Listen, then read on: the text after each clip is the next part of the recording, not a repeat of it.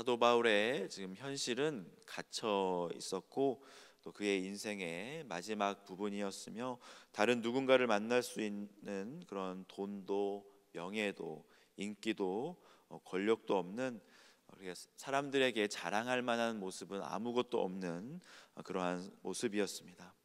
그런데 그의 삶은 자유했고 빛이 났으며 날로 생기가 돌고 활력이 넘쳤습니다. 23절 말씀 함께 보겠습니다. 그들이 날짜를 정하고 그가 유숙하는 집에 많이 오니 바울이 아침부터 저녁까지 강론하여 하나님의 나라를 증언하고 모세의 율법과 선지자의 말을 가지고 예수에 대하여 권하더라. 사람들이 날짜를 정해서 그에게 찾아옵니다. 바울을 찾아오는 사람들을 이렇게 거절하지 아니하고 아침부터 저녁까지 하나님의 말씀을 전합니다. 하나님의 나라를 증언하였는데 모세의 율법과 선지자의 말을 가지고 또 찾아오는 유대인들에게 예수 그리스도에 대하여 이렇게 권하였습니다. 그들이 잘 알아들을 수 있는 방법으로 또 민족의 특성과 그들의 관심사를 가지고 복음을 전파하였던 것이죠. 그는 잘 사는 법에 대해서 가르쳐 준 것도 아니었고요. 로마에서 살아남는 법, 부자 되는 법, 리더십을 기르는 법을 알려준 것이 아니라 하나님의 나라, 예수 그리스도에 대하여 말씀을 전하였습니다. 물론 그 말씀을 듣고 믿는 사람도 있었지만 믿지 않는 사람도 있었습니다. 어떤 이들은 믿지 않는 이들이 있었다는 것에 대해서 좀 힘들어 하시는 분들도 있습니다. 그렇게 열심히 전도를 하였는데 몸을 바치고 마음 바쳐 전도를 하였는데 어떻게 믿지 않을 수 있지? 그리고 하나님의 예정에 대해서 오해를 하여서 하나님은 믿지 않는 사람을 정해 놓으셨다고, 지옥 백성을 정해 놓으셨다고 생각하고 그런 하나님은 내가 믿지 않겠다라고 말하는 분들도 있습니다. 하지만 어떤 이들은 복음을 듣고 믿는 사람도 있음을 보고 감사하며 기뻐합니다. 죽을 수밖에 없는 죄인인 나를 살리시고 또 부족한 입술로 주의 복음을 그저 전하였을 뿐인데 믿는 이가 있다는 것에 하나님께 감사를 드리는 것이죠. 하나님이 예정하시지 않으셨다면 결코 일어날 수 없는 기적이 일어난 것에 놀라게 되는 것입니다. 나 같은 죄인 살리신 주 은혜 놀라와. 하나님의 은혜는 놀랍고요. 이것은 하나님의 강권적인 예정이었음을 우리가 바라봅니다.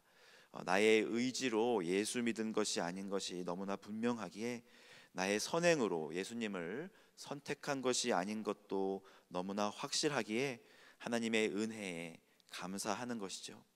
사도 바울은 믿지 않는 이들이 있었음에도 불구하고 포기하지 않았습니다. 사람을 보고 실망하는 것이 아니라 하나님의 말씀을 그가 붙잡았을 때 그들의 눈이 가려졌음을 보고 구원의 물줄기가 이방인에게로 보내어진 것을 깨닫습니다. 27절 말씀 함께 보겠습니다.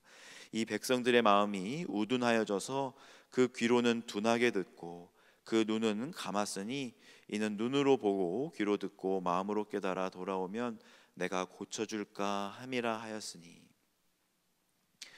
이스라엘 백성들의 귀가 둔하게 되고 눈이 감긴 것은 무슨 이유였습니까?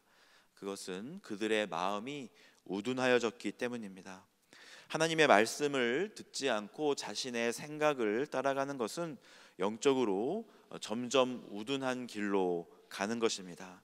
자신의 길이 올바르게 보이지만 그 길은 필경 멸망의 길이 되는 것이죠. 우둔하다 이 말은 미련하다는 말인데 시편 107편 17절 말씀에 보면 미련한 자들은 그들의 죄악의 길을 따르고 그들의 악을 범하기 때문에 고난을 받아라고 적혀 있습니다. 우둔한 사람은 그 귀가 가려지고 눈이 가려져서 죄악의 길을 따르게 된다고 합니다.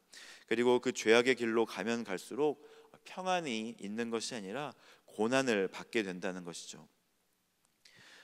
우리가 죄악을 선택하고 죄를 지을 때 만약 그 죄가 사람들 앞에 드러나게 된다면 우리는 고난을 받게 됩니다. 하지만 숨겨진 죄악의 길은 어떻게 됩니까? 도둑이 나쁜 짓을 하고 남의 것을 훔치다가 걸렸습니다. 그는 그가 지은 죄로 인해서 고난을 받게 될 것입니다. 하지만 들키지 않은 도둑은 어떻게 되겠습니까? 그의 삶은 평안일까요? 완전 범죄라고도 하지요. 사람들에게 들키지 않는 것 말입니다. 공소시효가 끝나서 더 이상 수사도 되지 않고 재판에 회부되지도 않는 그런 덮여져 버린 범죄 사건들도 아마 많이 있을 것입니다. 미스테리한 일로 사람들은 생각할 것이고 또 아예 기억하지 못하는 그렇게 일도 있겠죠. 하지만 죄악의 길을 따르고 악을 범한 이들의 삶이 과연 평안할까요? 아무에게도 들키지 않고 그가 죽게 되었다면 그의 삶은 복된 삶입니까? 아니요. 오히려 불행한 삶일 것입니다. 삶에 고난이 있을 때, 고난이 찾아와서 그 고난으로 말미암아 하나님께 돌이키고 회개한다면, 옥중에서라도 하나님을 만날 수 있다면 그에게는 소망이 있었을 텐데, 돌이킬 수 있는 기회가 없다면 회개할 기회조차 없다는 것이고, 그것은 회개하지 않고 하나님 앞에 서게 된다는 것을 말합니다. 하지만 이 우둔한 자를 돌이킬 수 있는 방법이 한 가지가 있습니다. 그것은 하나님의 말씀을 가까이 하는 것입니다. 여호와의 증거는 확실하여 우둔한 자를 지혜롭게 한다고 하였으며, 주의 말씀을 열면 빛이 비치어 우둔한 사람들을 깨닫게 한다고 성경은 증거합니다. 오늘 우리들의 삶에 하나님의 말씀이 열리기를 소망합니다. 주의 말씀을 열면 빛이 비치어 나와 같이 우둔한 사람들도 깨닫게 될 줄 믿습니다. 사도 바울은 2년 동안 자기 셋집에 머물게 됩니다.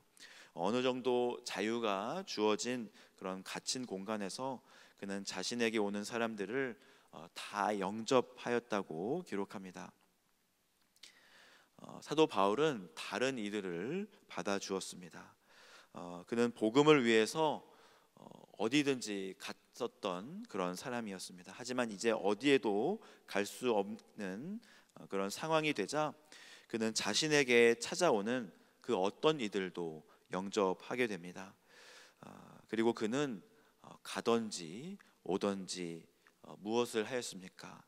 사도행전 마지막 구절을 함께 보겠습니다. 31절입니다. 하나님의 나라를 전파하며 주 예수 그리스도에 관한 모든 것을 담대하게 거침없이 가르치더라. 바울은 누추한 자기 셋집에서 하나님의 나라를 전파하였으며 주 예수 그리스도에 관한 모든 것을 담대하게 가르쳤습니다. 그리고 거침없이 가르쳤습니다.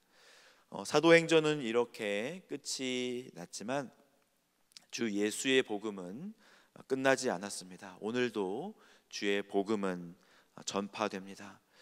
주의 복음을 전하기 위해 준비하는 한미 장로교회가 있습니다. 한 사람의 손길을 통해서 또 아이스 커피를 판매하고 음식을 만들고 선교를 준비하고 또 준비물들을 계획하고 사람들을 모으고 함께 기도하며 찬송하고 또 말씀을 살아내는 한 사람을 통해서 하나님의 나라는 오늘도 전파될 줄 믿습니다. 그 사람이 저와 여러분 되시기를 주님의 이름으로 축복합니다. 이 시간 말씀을 놓고 함께 기도하겠습니다.